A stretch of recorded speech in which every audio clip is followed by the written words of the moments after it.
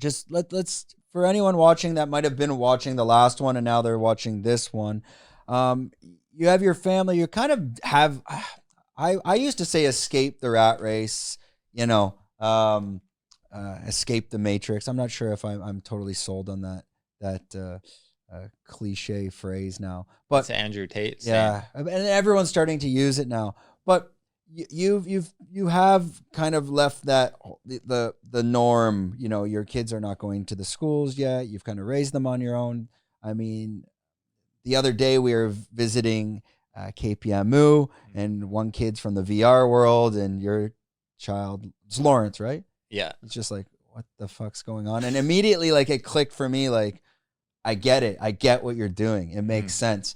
Can you talk, if you're comfortable, talk a little bit about how you've decided to raise your children and your family, and really not allowing like the bullshit of the outer world leak into that? Yeah. Well, there's a lot I could say on that, but it's like if you don't raise your children, somebody else is going to raise your children, and you don't have a lot of control about what they teach them, especially if you look at virtual reality, who knows what goes on there, or the or these cartoons, these hidden messages, um that they subliminal messages, or what they're actually learning. So my kids, I don't give them the phones at all, and I don't even try to entertain them. The other day my wife goes out, she had to go somewhere, and I'm looking after both children, and it's just me and the children, and I'm just like, all right guys, like, I'm just gonna rest on the couch here. And they're 1 and 5 years old, and they do their own things. They play, and I don't try and play games with them and do all this stuff. It's like I let them explore, I let them learn on their own, and they're so smart, which is amazing, because they can just figure things out on their own. And if they don't want to do something, for the most part, I don't force them, unless it's like they really have to do it, like brushing their teeth, or just like running out on the road or something. So, but for the most part, I just respect them, what their wishes and what they want to do, and I have a lot of faith that they're going to turn out okay, you know.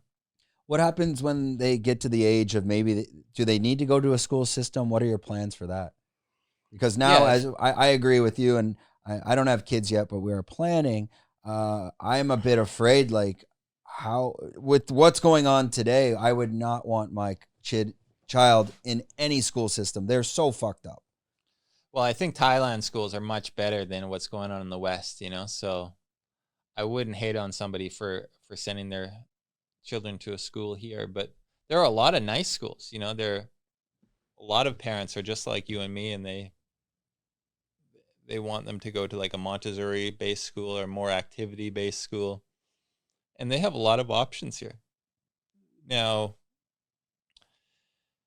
um, I forget what I was going to say, but I guess like with the West and the schools and this the trans movement and the brainwashing. I mean, it seems like that's they're the programming of these movements is more just they're trying to make it the cool trend within the schools, and some sort of programming is going yeah, well, on. they're trying to, in the West, they're exposing children to sexuality at such a young age, and they're trying to tell them that, hey, they can choose whether they want to be a man or a woman, and that's so dangerous, because they now you can get sex changes in the West now, sponsored, you know, without government or without parental permission, I believe. And once you do something like that, then it's really screwed up. But these children are so sensitive to what you tell them at such a young age that it's so dangerous to send them to a public school or even a private school in the West, when they have crazy beliefs like that. Now, your wife is coming from Argentina. Is it happening there as well? No, no. Argentina doesn't mess around with bullshit like that. They're very they're very politically incorrect down there, and they call it as they see it, And they're still very religious. They haven't lost, like, I think that's one thing that happened in the West is we lost our religion, and that's how we kind of got to allow such backwards things, because it's very um, Yeah, you were talking last time on the podcast of I, I can't recall verbatim, but you weren't as religious, and as you started to read into it and listen to her, you realized maybe there's something there. Oh, for sure. Have you dug a bit deeper since the last time you came on?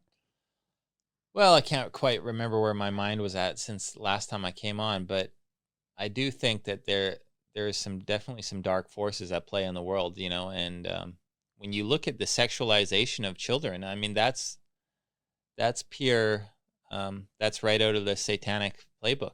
This Baphomet guy that they idolize, he was all about sacrificing children and being both a man and a woman. So it's just I don't know what's going on in the West, but I don't want to have anything to do with it. And if you look at um, Christianity, or even Islam, Andrew Tate's, he's Muslim now. I think these religions make a lot of sense. You know what I mean? If you stay to these values, but if you just kind of go with what the media says and all this progressive bullshit, I think there's a lot of terrible stuff that's going on there.